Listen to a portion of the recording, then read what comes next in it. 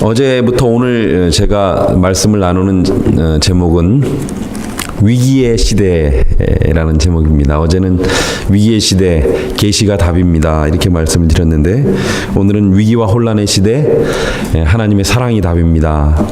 이런 제목으로 말씀을 드리려고 합니다. 아이들을 다들 이렇게 키워보시고 그러셨을 것 같은데 아이들이 자라면서 뭐 초등학교 들어가면 또 이렇게 긴장하고 또 한 차례 위기가 오고 그렇지만 뭐니 해도 가장 큰 위기 중에 하나는 아이들이 사춘기 때가 아닐까 생각이 됩니다. 말을 안 듣죠. 이래도 안 되고 저래도 안 되고 언로도 안 되고 혼내도 안 되고 정말 어떻게 해야 될지를 모르는 이 엄마가 화가 잔뜩 나가지고 아이를 불러 세웠습니다. 그리고 야단을 막 쳤습니다. 그러니까 아이가 더 성질을 내는 것입니다. 더 그러면서 소리를 콱 지르면서 도대체 엄마는 왜 그래? 너는 왜 그러는데? 나 지금 사춘기야. 요즘은 그 사춘기라 하면 엄마들이 아빠들이 깜짝을 못하잖아요. 사춘기야. 그러니까 이 엄마가 이 아이의 머리를 쿡 쥐어박으면서 이놈아 나는 갱년기다. 그랬답니다. 사춘기도 위기고 갱년기도 위기입니다. 세상이 다 위기에 처해 있습니다. 우리가 재림교인으로서 늘 자주 들어오던 이 위기, 이 재림의 징조에 앞서서 일어나는 이 위기를 마태복음 24장에서 많이 찾습니다. 너무나 많은 위기들이 다가오고 또 일어나고 있기 때문에 요즘은 위기가 위기 같지 않은 그런 시대에 살고 있습니다. 얼마 전에 제가 들은 이야기인데요. 이 미시간에 박쥐가 꽤 많이 있대요. 박쥐. 근데 박쥐는 다 이렇게 징그럽게 생각하시지만 이 박쥐가 하루에 이 곤충을 잡아먹는 양이 박쥐 한 마리가 잡아먹는 게 400에서 500마리를 잡아먹는데요. 그러니까 이 박쥐가 굉장히 중요한 역할을 하는 것입니다. 그런데 박쥐가 겨울잠을 잔대요. 겨울잠을 자는 동안 박쥐는 산소 소모량이 체중 그람당 3ml였던 것이 0.03ml로 떨어져서 그러니까 100분의 1로 떨어지고 또 심박동률도 분당 보통은 400에서 1000회 정도 되는 것이 25회 정도로 극심하게 떨어지면서 이제 동면을 하는데 특별히 체온은 활동 시에는 36도에서 41도까지 올라가지만 이 동면을 하는 기간 동안은 6도로 떨어진다고 합니다. 그러니까 모든 에너지를 그냥 다 최대한 뭐 거의 100분의 1 수준으로 그냥 다 줄여가지고 동면을 이제 겨울에 해야 이제 여름에 봄에 일어나가지고 힘있게 또 나가서 곤충들을 잡아먹고 이렇게 하는 것입니다. 그런데요, 요즘 박쥐들이 순환을 당하고 있습니다. 화이트 노즈 신드롬이라고 한다고 하는데요. 박쥐가 자는 온도가 6도라 그랬죠. 6도의 그 최소한의 그 체온을 유지하면서 자고 있는데 이 한 박테리아가 이 세균이 딱 그 박쥐가 자는 6도 환경에 가장 잘 맞는 거기서 가장 왕성한 활동을 하는 박테리아 때문에 그렇다고 합니다. 그래서 박쥐들이 계속 이제 겨울에 잠을 이렇게 붙어가지고 잠을 자는데 체온이 더 이제 좀 떨어지니까 6도를 잘 유지하지만 더 떨어지기 때문에 가끔 한 2주에 한 번 정도는 일어나가지고 다시 약간 좀 이렇게 운동을 이렇게 기지개도 한번 피면서 체온을 또 잠깐 올려가지고 너무 떨어지지 않도록 이렇게 해야 되는 모양입니다.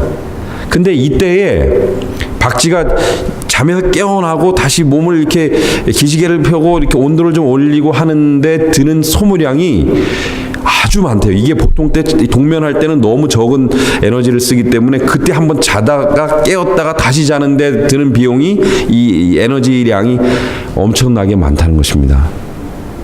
그런데 이 6도에서 맞춰진 온도에서 잘 자야 되는데 박테리아가 그 6도에서 아주 잘 번성하기 때문에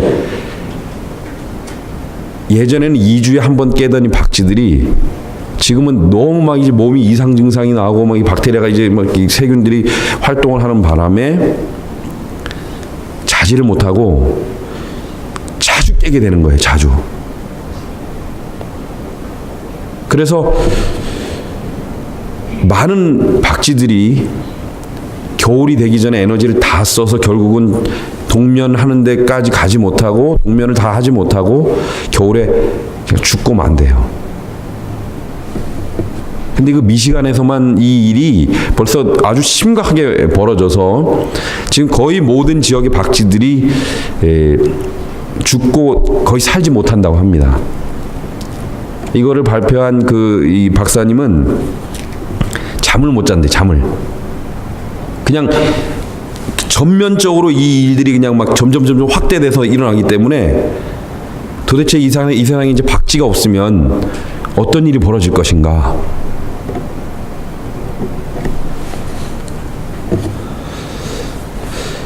여러분, 지구 온난화를 걱정하는 분들은 잠을 못 잔답니다. 도대체 어떤 일이 일어날 거냐? 해수면이 올라가고 해온이 뜨거워지고 지구 쓰레기를 걱정하시는 분들은 또 잠을 못 잔대요. 바다가 쓰레기로 완전히 채워져 있기 때문에 그런가 하면 세계 곳곳은 지금 물 부족 현상으로 땅을 파도 물이 안 나오는 현상들이 지금 대한민국도 물 부족 국가로 선정되어서 지금 기름값보다 물값이 더 비싼 그런 시대에 우리가 살고 있습니다. 또 테러의 공포는 어떻습니까? 저희가 사는 그 베리언 스프링스 시골 동네에도 사람들이 모이기가 무서워지는 거예요. 사람이 모이는 곳에는 이제 언제 어떤 일이 벌어질지 모르기 때문에 공포, 혼란, 위기 이런 것들이 우리의 삶을 극도로 두렵게 하고 또 무섭게 하는 그런 시대에 저와 여러분들이 살고 있는 것입니다. 여러분, 또 국제 정치는 또 어떻습니까? 그 예전에 문명의 충돌이라는 그 새뮤얼 헌팅턴이라는 분이 쓰신 책을 보셨을 터인데 거기 보면 이제 다음 세대의 이 세계 위기는 종교 전쟁이다. 실제로 그렇죠. 지금 뭐 이슬람의 그 국가나 또 여러 군데서 일어나고 있는 그런 위기 상황들을 보면 야, 이거 어떻게 될 것인가. 그런데 그 책이 나오자 문명의 공존이라는 책을 또 독일 학자가 썼는데 또 그분은 사실 그 새뮤얼 헌팅턴이 썼던 그 문명의 충돌이라는 것은 미국이 세계 경찰 국가로서 여러 나라들의 그 군대를 파견하고 그러면서 그 군대를 지원해야 되기 때문에 저희 텍사스나 베리언 스프링스에서 그냥 열심히 내 할 일을 위해서 열심히 일하시는 분들이 거기서 받은 세금을 도대체 왜 저 먼 도무지 알지도 못하는 나라에 가서 써야 되느냐? 왜 우리가 거기 무슨 평화유지군을 보내고 군대를 보내면서 그런 일을 해야 되는가 하는 것에 대한 답이었다고 이야기를 해요. 우리가 이렇게 지금 세계가 위기에 있기 때문에 여러 나라들이 막 이제 이렇게 하기 때문에 우리가 미국이 이런 역할을 해야 된다라고 이야기를 했었는데, 아마도 제가 잘 모르지만 여기 트럼프 대통령이 지금 이제 하는 일들은 보면 바로 그 많은 수많은 미국 사람들이 도대체 우리가 왜 이 대답에 대한 해답으로 자, 그럼 이제 우리는 우리 것을 지킨다. 근데 반대로 이 문제 때문에 이런 국제 분쟁 또 이런 여러 가지 생각지 못했던 일들이 여기저기서 지금 또 벌어지고 있습니다. 알 수 없는 세상, 위기의 시대, 혼란의 시대, 그게 바로 우리가 사는 이러지도 저러지도 못하는 시기에 살고 있는 것입니다.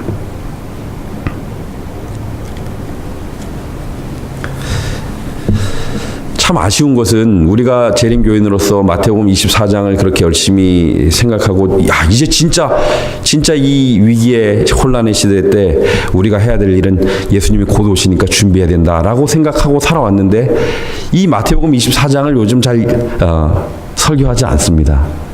왜냐하면 양치기 소년처럼 돼버렸기 때문에 또 이 얘기를 하면 이거 벌써 20년, 30년 전부터 계속 들어왔던 얘기인데 또 저 얘기를 하시는구나. 지금 이렇게 돼버린 거죠. 자, 오늘은 저는 그래서 마태복음 24장과 함께 마태복음 25장 그리고 그 앞부분을 조금 더 보려고 합니다. 옛날 이 하나님께서 성경을 우리에게 주실 때는 또 성경을 기록했던 분들이 구약도 그렇고 신약도 그렇고 성경에 장과 절이 없었던 걸 아시죠? 그래서 우리가 성경을 연구할 때 때로는 이 장과 절의 구분을 약간 좀 이렇게 뒤로 미루고 성경을 읽는 것도 성경을 이해하는 데 도움이 됩니다. 그런데 마태복음 24장의 이 위기에 대해서 성경이 이야기를 해주고 있은 다음에 25장을 보면 25장 1절을 이렇게 보시면 24장의 이 위기와 혼란에 대해서 이야기를 하시고 마지막 때 이런 일이 있을 것이다 하시고 25장의 시작을 이렇게 시작합니다. 그때에 천국은 이 그때는 어느 때일까요? 이 위기와 혼란의 재림의 징조들이 막 성취되는 이 때에 이 위기의 때에 이런 말입니다. 그때에 이런 일이 일어날 것이다라고 말씀하시면서 마태복음 25장은 세 가지 비유를 우리에게 이야기해주고 있습니다. 그 세 가지 비유가 뭐죠? 잘 아시는 것처럼 첫 번째는 열처녀의 비유요. 두 번째는 청지기의 비유입니다. 달란트 비유. 그 다음에 세 번째는 양과 염소의 비유입니다. 양과 염소의 비유. 이 세 가지를 우리에게 말씀해 주시고 있습니다. 그래서 마태복음 24장에 이제 이런 혼란과 위기가 오고 재림이 가까웠을 때 이런 일이 일어날 터인데 이때에 사람들의 형편과 상황이 이렇게 되므로 이곳에서 우리가 어떤 삶을 살아야 할지를 마태복음 25장에서 구체적으로 설명해 주고 계신데 그것이 좀 전에 말씀드린 이 세 가지 비유라는 것입니다.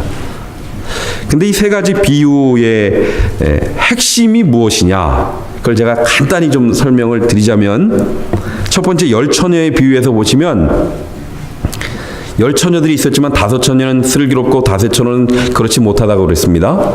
그런데 다섯 처녀는 준비를 하였고 다섯 처녀는 준비하지 못했습니다.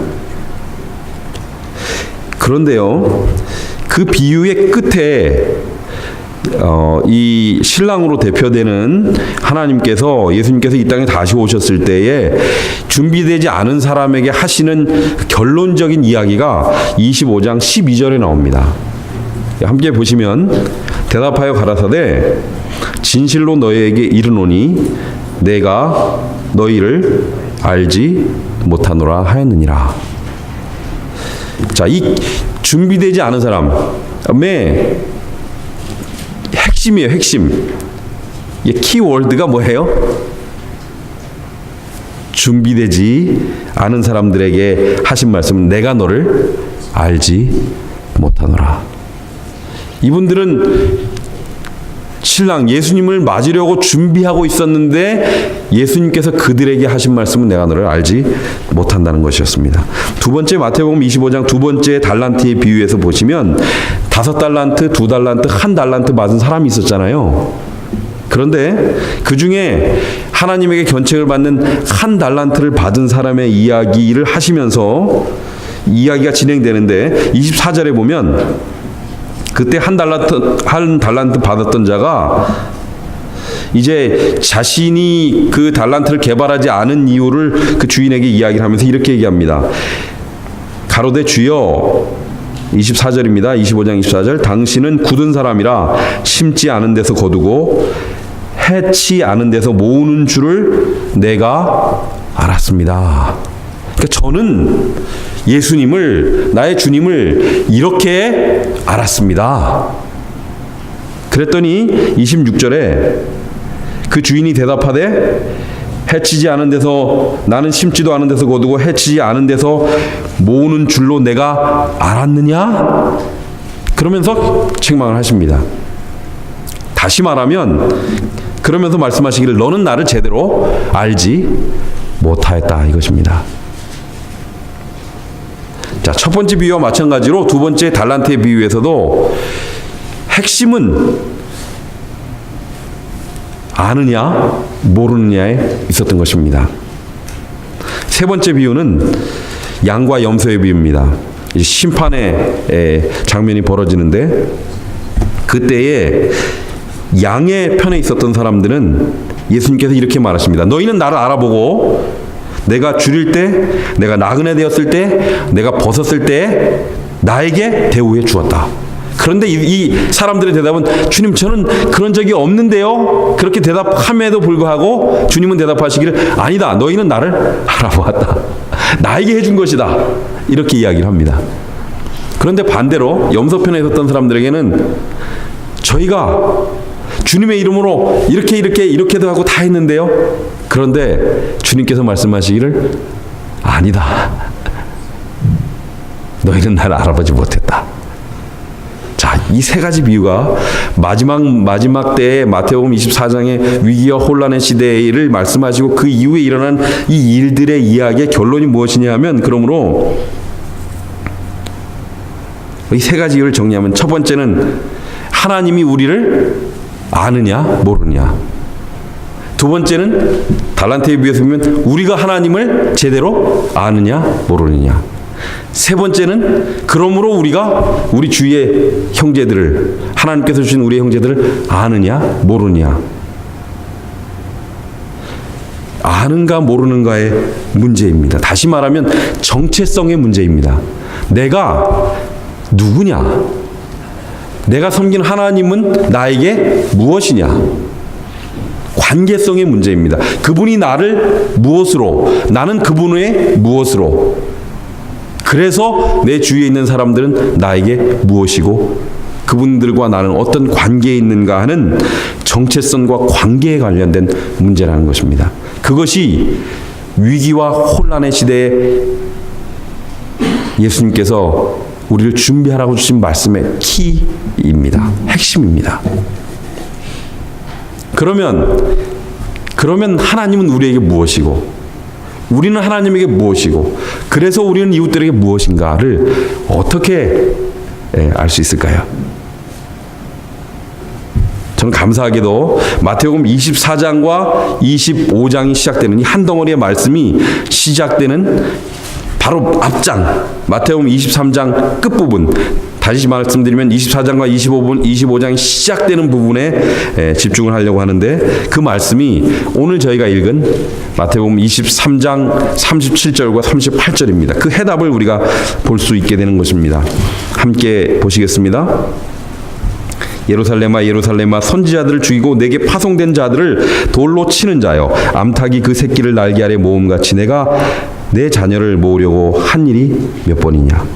그러나 너희가 원치 아니하였도다. 보라 너희 집이 황폐하여 버림바 되리라. 그 키는 여기에 있는데 뭐라고 말씀하시냐면 어떤 관계예요? 우리가 우리 하나님은 우리 주인은 우리에게 어떤 관계이고 그분은 우리에게 어떤 관계라고요? 암탉이 그 새끼를 날개에 모음같이.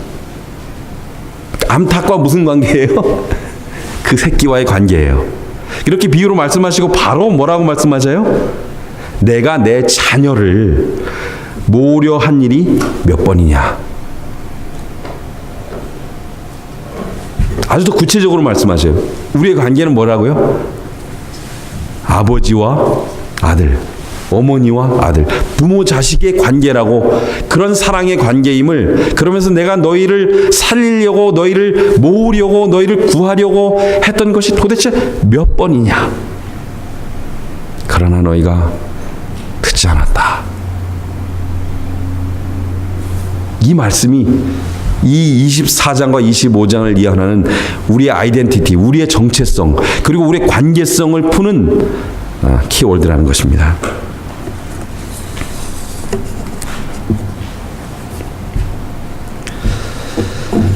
자, 제가 좀 부연하여 설명을 드리겠습니다. 마태복음 24장과 25장은 많은 신학자들이 예수님의 5대 강화 혹은 예수님의 5대 설교, 마태복음에 나타나는 5대 설교 중에 마지막 설교라고 이야기를 합니다. 그런데 신학자들도 근데 마태복음 24장과 25장은 한 덩어리가 맞는데 그 앞부분에 시작하는 말씀은 조금 관계성이 떨어지는 거 아니야?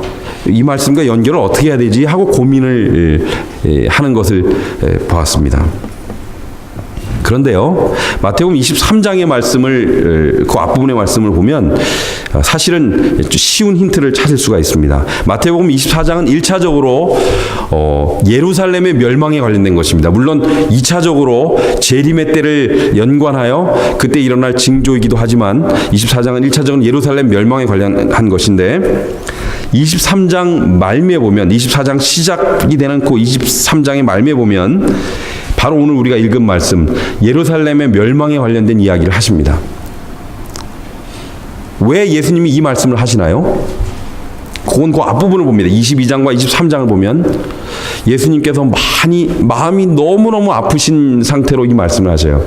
그래서 22장, 23장에 보면 예수님이 어떻게 이렇게 심하게 말씀을 하실까 싶을 정도로 이스라엘과 특별히 이스라엘의 지도자인 바리새인과 서기관들을 향하여 정말 막 여과 없이 예수님의 그 감정을 그들에게 이야기하십니다. 그들이 하나님을 섬긴다고 하였지만 하나님의 약속하신 메시아를 기다리는 사람이라고 하였지만 그들은 하나님을 알지 못했고 그리고 그들은 모든 그들의 수단과 방법, 그 종교적 수단과 그 종교적 틀과 그런 시스템을 이용하여서 자기들의 자리, 자기들의 이익, 명예, 권위를 내세우는데 활용하고 참된 하나님을 알려고 하는 노력을 하지 않았다고 말씀하십니다. 그러면서 하시는 결론의 말씀이 뭐냐 하면 그게 바로 37절입니다. 23장 37절에 내가 너희를 살리려고 예루살렘아 내가 너희를 살리려고 선지자들을 여러 번 보냈는데 듣지 않고 심지어는 내가 이 암탉이 새끼를 모으는 것처럼 너희들을 이렇게 모아서 살리려고 구하려고 그렇게 했는데 내 자녀를 내 품에 안으려고 내 자녀들을 도우려고 그렇게 했는데 내 말을 듣지 않았다. 여러분 암탉이 이 새끼를 모으는 거 보셨나요? 한국에서 아마 보셨을지도 모르겠는데 저는 시골에서 커서 이런 것을 본 적이 여러 번 있었습니다. 근데 제가 앤드루스에서 공부를 하면서 보니까 이 미국이 참 자연환경이 잘 돼 있는 것 같아요. 그래서 저희 학교 캠퍼스에도 뭐 사슴도 와가지고 이렇게 뛰어다니는 거 캠퍼스 안에 또 뭐 다람쥐 뭐 청설 뭐 이런 건 말할 것도 없고 특별히 아주 재밌었던 것은 여름이면 토끼들이 이렇게 숲속에서 나와가지고 막 이렇게 막 뛰어다니 들토끼들이. 근데 하루는 제가 이렇게 그 캠퍼스를 거니다가 아주 깜짝 놀란 일을 발견했는데 이 독수리가요 그냥 쫙 내려와가지고는 이 어린 토끼를 잡은 것입니다. 그리고 이렇게 딱 이렇게 하고는 발에다 잡고는 이제 맛있게 이제 음식 준비를 그 보고 너무 충격이 심해가지고 그 다음부터는 이 어린 토끼를 보면 빨리 들어가라고 이렇게 쫓아요. 숲으로 돌아다니지 말라고 독수리한테 잡힐까봐. 그런데 이 병아리들 같은 경우는 뭐 독수리가 보면 그냥 밥이죠. 그러니 어떻게 하겠어요? 이 위험을 감지한 어미는 이 자기 새끼를 모으는 것입니다. 그리고 그 품에 안아서 혹시 이 큰 독수리가 나타나서 문제가 생기더라도 그 새끼를 보호하고 자신이 그것을 덮음으로 자녀를 지키려는 그런 모성을 말씀하고 있는 것입니다. 예수 그리스도시죠. 자기가 모든 죄를 덮으시고 우리를 위하여 담당하시고 우리를 보호하시고 우리를 살리시려고 하시는 그 모성, 그 부모의 심정이 바로 오늘 말씀하시는 그 자녀의 심정으로 살리려고 하시는 그 사랑을 보여주고 있는 것이 아닙니까? 또 어떤 제가 들은 얘기로는 어떤 불이 났을 때 보니까 이 닭이 이 엄마 닭이 다 그슬렸는데 그 안에서 살아있는 그 새끼들이 병아리들이 살아나왔다는 이야기를 들은 적도 있습니다. 바로 그것입니다. 예수님께서는 친히 이 땅에 오셔서 그 백성들을 살리고 구원하시려고 모든 것을 다 하셨는데 이스라엘 지도자들은, 서기관과 바리사인들은, 또 예루살렘에 사는 이 사람들은 말을 듣지 않은 것입니다. 그리고 멸망으로 간 것이죠. 제자들에게는 큰 충격이었습니다. 왜냐하면 여기 말씀 중에 예루살렘아 예루살렘아 하시면서 38절에 너희 집이 황폐하여 버림바 될 거라 그랬어요. 이제 너희들은 그 집이 예루살렘이 무너져서 내릴 것을 이야기를 하셨습니다. 제자들이 큰 충격이었던 것은 예루살렘은 그들의 자랑이요 이스라엘의 자부심의 상징이었고, 그래서 만약에 예루살렘이 멸망된다는 것은 그 충격 그 자체였으며 끔찍한 상상할 수도 없는 일이었습니다. 그들은 입이 벌어지고 너무 이건 충격적인 예수님의 말씀이라서 어떻게 할 수가 없었습니다. 그래서 23장 이 사건 이후에 24장에 예수님의 제자들이 조용하게 아주 조심스럽게 다시 한번 23장에 하셨던 예루살렘 멸망에 관한 이야기를 다시 한번 집중해서 이야기를 하고 있는 것입니다. 그때 그 하신 말씀, 예루살렘이 멸망하고 뭐 황폐하게 되리라고 하신 말씀이 있었는데, 그러면 그런 일은 어떤 때에 일어나겠습니까? 하고 말씀을 다시 한번 하는 것이죠. 그래서 마태복음 24장이 시작된 것입니다.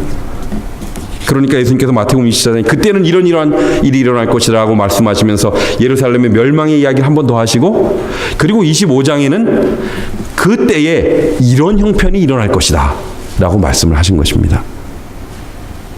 자, 다시 정리를 하면요, 마태복음 24장과 25장은 마태복음 22장, 23장의 부연 설명입니다. 이스라엘 사람들이 너희들이 이렇게 하고 이렇게 함으로 이제 예루살렘은 멸망을 당하게 될 것이다. 그것은 내가 너희들 그렇게 그 어미 닭이 새끼를 모음같이 부모가 그 자식을 챙기는 그 사랑으로 너희를 사랑하는 것을 거절한 때문이다. 그러니까 제자들이 다시 물었을 때 예수님께서 그래, 그러면 그렇게 멸망하는 것은 이렇게 올 것인데 그 결과는 이러이러하기 때문이다. 자, 순서를요, 이렇게 되어서 이런 일이 일어났는데 이런 일이 일어나는 것은 이렇게 되기 때문이다, 이렇게 설명하시는 거라고요. 그래서 그 두 성경 말씀은 마태복음 24장과 25장이 앞에 있는 결론을 미리 말하고 24장과 25장을 쓴 두 갈식이라면 22장, 23장은 결론을 나중에 얘기한 미갈식이고, 그 핵심 내용은 뭐냐 하면 너희가 이 부모의 사랑을 거절하고 어미 닭이 그 새끼를 모으려고 하는 이것을 받아들이지 않았기 때문이라고 말씀하시는 것입니다. 다시 말해서 이스라엘의 죄는 그 부모의 사랑을 거절한 폐륜아에 해당하는 죄였던 것입니다. 그 부모를 알고 그 부모의 사랑을 깨닫고 그것을 받아들이려고 하는 것을 포기하고 따르지 않은 죄인 것이죠. 만약 그들이 그 사랑을 알았더라면, 그 부모의 사랑을 알았더라면 그들은 다섯 처녀처럼 끝까지 기다렸을 것입니다. 그리고 준비했을 것입니다. 그들이 진작에 그 부모의 사랑을 진실로 알았더라면 그들은 지혜가 아무리 부족하고 기술이 아무리 부족하다 할지라도 손해를 보면서라도 한 달란트에 하나님께서 주신 재능이라도 그것을 활용하였을 것입니다. 그들이 진짜 아버지의 사랑을 알았더라면 아버지가 하셨던 것처럼 그분이 우리에게 맡겨주신 주위의 사람들을 돌봤을 것이고, 그들 중에서 예수 그리스도를 대접하는 일이 일어나므로 염소의 편에 섰던 사람들이 생기지 않았을 것입니다. 그러나 그들은 이 아버지의 사랑을 몰랐습니다. 어쩌면 그들은 알고도 그것을 잊으려 했을지도 모르겠습니다. 사랑이 없는, 하나님의 사랑이 그 마음속에 동기가 되지 않는 종교들은 그냥 형식적인, 위선적인 종교가 되고, 그리고 그 생기가 잃어버려지고, 그리고 결국은 하나님께서 나는 너를 알지 못한다 결정하는 그런 슬픈 운명을 당하게 되는 것입니다.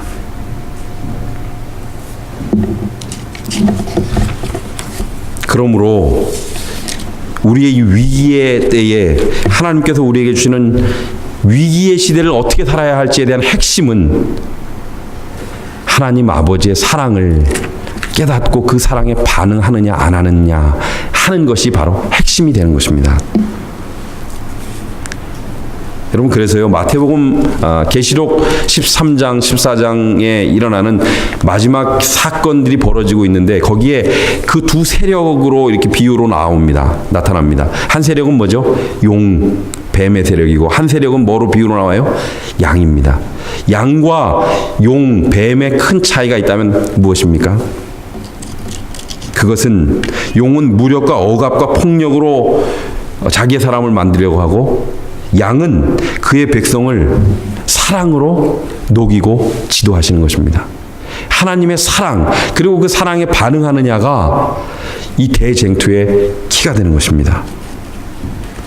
엘렌 G 화이트는 대쟁투 총서를 기록하면서 그의 첫 번째 책 부조와 선지자를 하나님은 사랑이시라 라고 시작합니다. 그분의 본성과 그분의 율법은 사랑이다.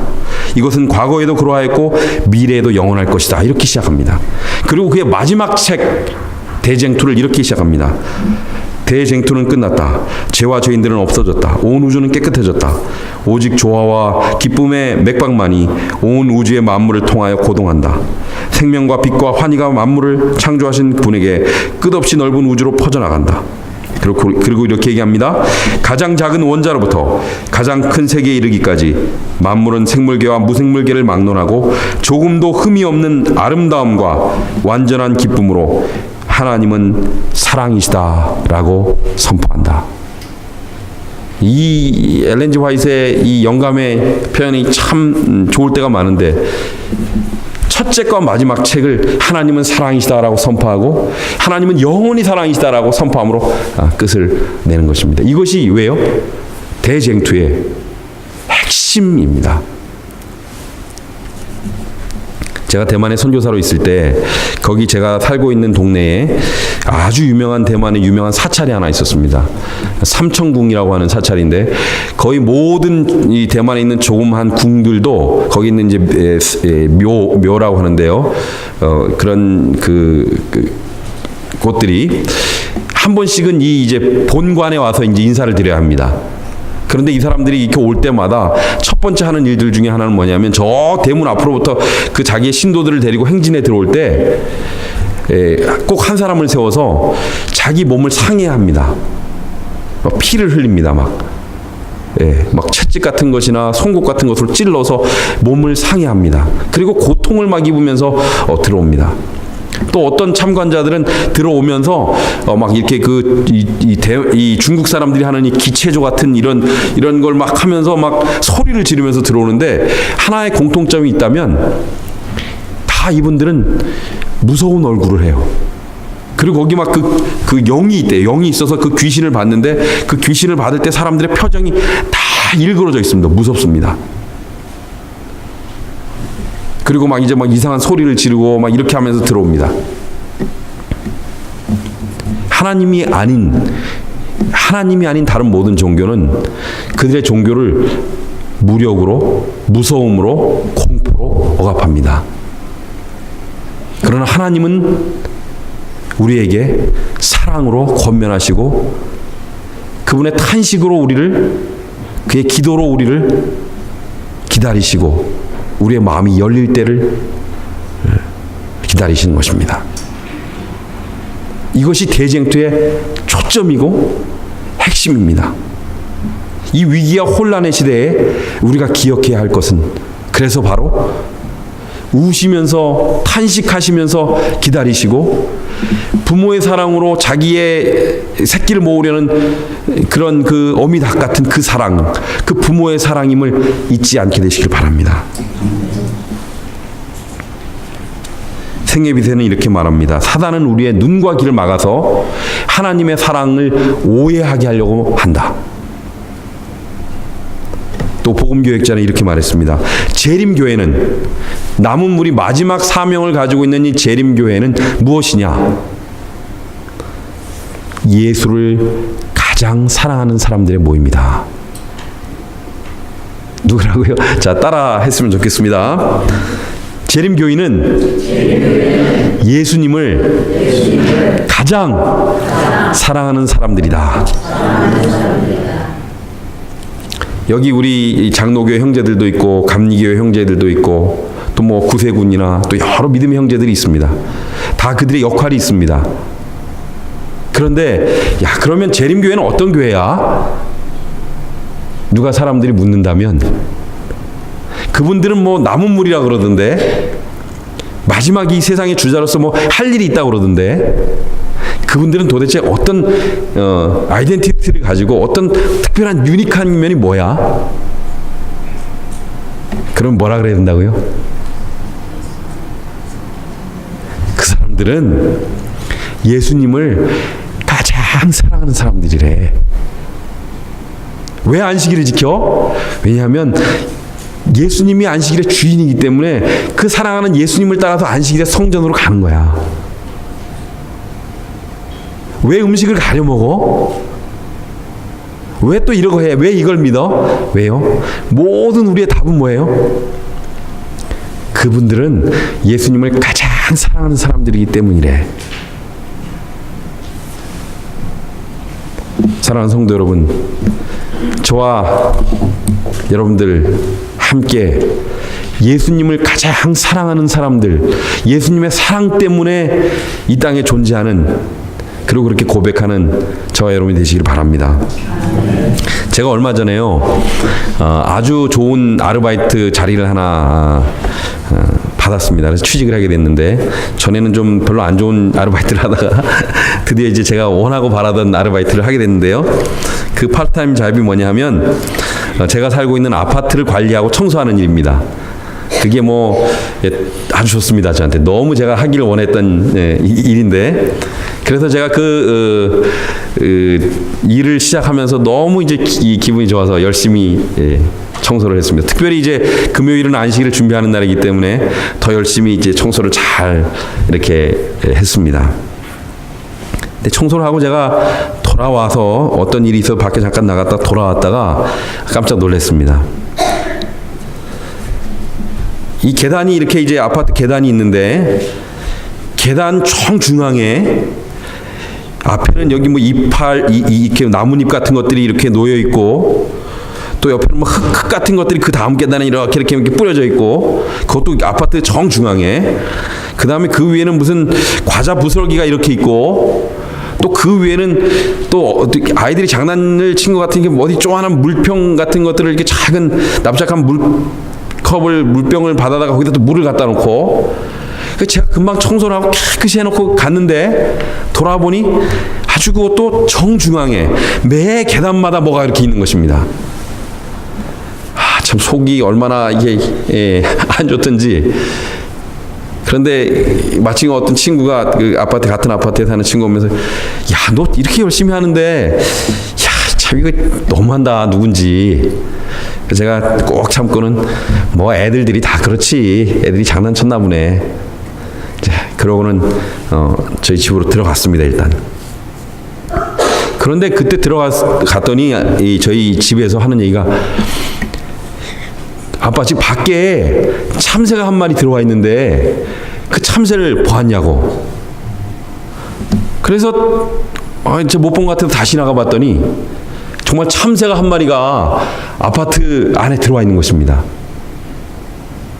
근데 저희 이 구조가 아주 안 좋아서 이렇게 들어오면 이렇게 나가는 데가 없어요. 그리고 그냥 유리 같은 게 있지만 햇빛이 이렇게 뿌옇게 비칠 뿐 밖에도 잘 보이지 않고, 그 다음에 이렇게 나갈 구멍이 전혀 없어요. 그리고 이야기를 들어보니 참새가 제가 청소를 열심히 유리창을 이렇게 잘 닦고 그랬는지 어떻게 이 문이 열렸을 때 하여튼 이 참새가 들어왔습니다. 그리고는 이제 나가려고 이제 파닥파닥하고 올라가 보니까 나갈 공간이 없는 거예요.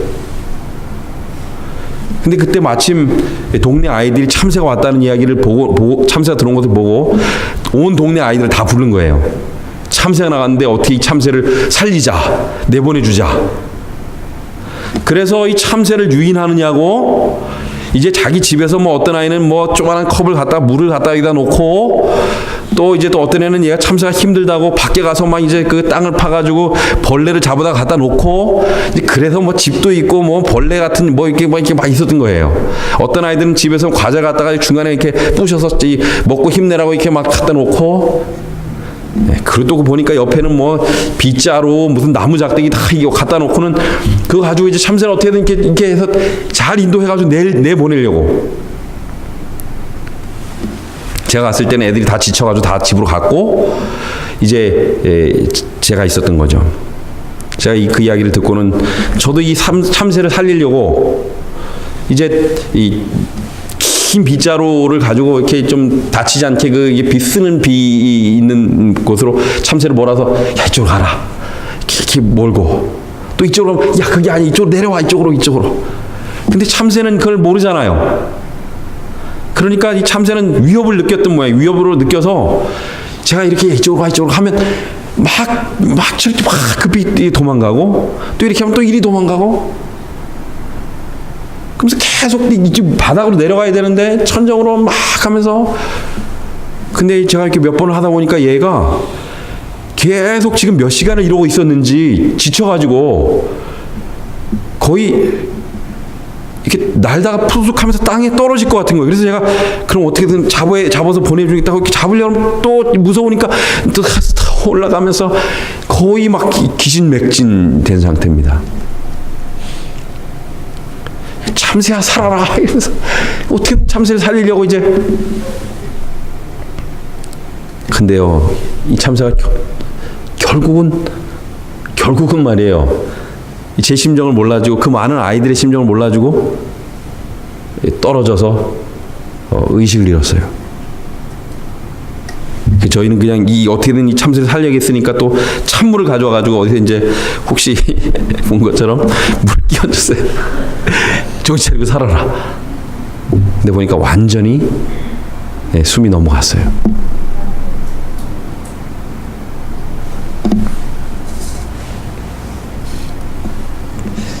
예수님께서 참새 얘기를 참 많이 하셨죠. 예. 너희는 많은 참새보다 귀하니라. 참새 한 마리 살리려고 동네들이 다 모여가지고 별의별 방법을 다 동원하고 또 저희 가족이 다 나가가지고 어떻게 해보고 그런데 예수님 뭐라고 말씀하시냐면 너희는 많은 참새보다 귀하니라. 그렇습니까? 성경은 우리에게 계속해서 처음부터 우리가 하나님의 형상으로 창조되었다고 강조합니다. 그리고 부모의 사랑을 저버리고 잃어버려서 마귀를 아버지로 여기는 존재가 되었지만은 그럼에도 불구하고 예수님은 끊임없이 그의 사랑을 보이려고 선지자를 보내시고 그리고 마침내는 그 아들이 오셔서 아버지의 사랑 마치 어미 닭이 그 새끼를 모으려고 보호하려고 하는 것처럼 그리고 마침내는 그 생명을 주었다는 이야기를 끊임없이 합니다. 왜냐하면 우리는 그렇게 귀한 존재들이기 때문에 그렇습니다.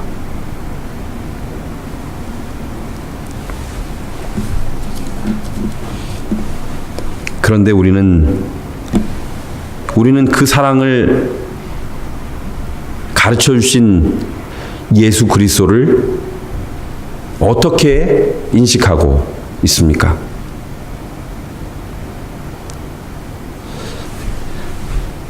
마태복음 22장이나 마태복음 25장 말미에 똑같은 제가 말씀드린 똑같은 그들의 그릇된 잘못은 우리를 사랑하신 예수님, 우리에게 모든 것을 주신 그 사랑에 초점을 맞추는 대신에 너희 살아라. 어떻게든 이것을 받고 살아라. 간절히 호소하시는 하나님의 사랑 대신에 우리는 그 비춰주시는 하나님의 이 놀라운 은덕을 우리 자신을 위하여 이용하는데 쓰고 있지는 않습니까? 이스라엘의 종교 지도자들이 했던 것처럼 더 잘 먹고 더 잘 입고, 그래서 생활의 염려로 마음이 둔해질 때까지 모든 것들을, 모든 종교적 관심이 나에게 집중되어서 하나님께서 마땅히 드러나야 할 자리, 하나님의 사랑이 비춰져야 할 자리에 내가 들어가 앉음으로 인해서 더 이상 참된 종교의, 참된 그리스도의 힘이, 역사가 나타나지 못하게 되어버리는 것입니다. 칭찬받고 높아지고 현세적 유익에 집중하여 출세하고 그 인정받는 수단의 하나의 방법으로 우리의 삶 속에 높여져야 될 예수는 그렇게 됨으로 사라지진 않았습니까?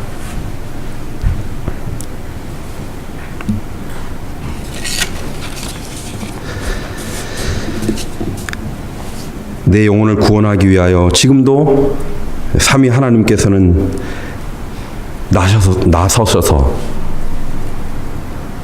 우리를 위하여 탄원하시고 수많은 천사들이 우리를 돕고 있으며, 그래서 우리가 그 예수 그리스도의 사랑을 받고 돌아올 때 우주의 잔치가 벌어진다고 그렇게 말합니다. 이제 이 위기 앞에 우리가 초점을 맞춰야 될 것은 하나님의 사랑입니다. 그렇게 우리를 사랑하시고 우리를 구원하시고 우리를 살리시려고 하시는 그 하나님의 사랑에 초점을 맞춰야 합니다. 정말 필요한 것은 이 위기가 아닙니다.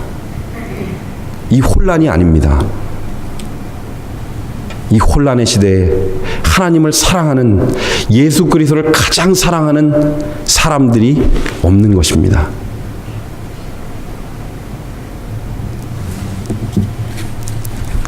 로마서 8장을 통하여 하나님께서는 다시 한번 호소하십니다. 너희들이 사랑이 있는 한, 예수 그리스도의 사랑이 우리에게 있는 한 우리는 세상에서 무서워할 것이 한 개도 없다. 사랑하는 성도 여러분, 이 위기의 시대를 하나님의 사랑으로 극복하시게 되기를 바랍니다.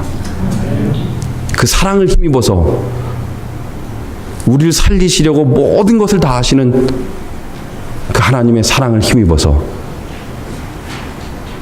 그래서 나를 잊고 이제 참된 봉사, 참된 섬김, 그 참된 기다림을 이루시는 저와 여러분이 되시길 바라면서 말씀을 줄이겠습니다.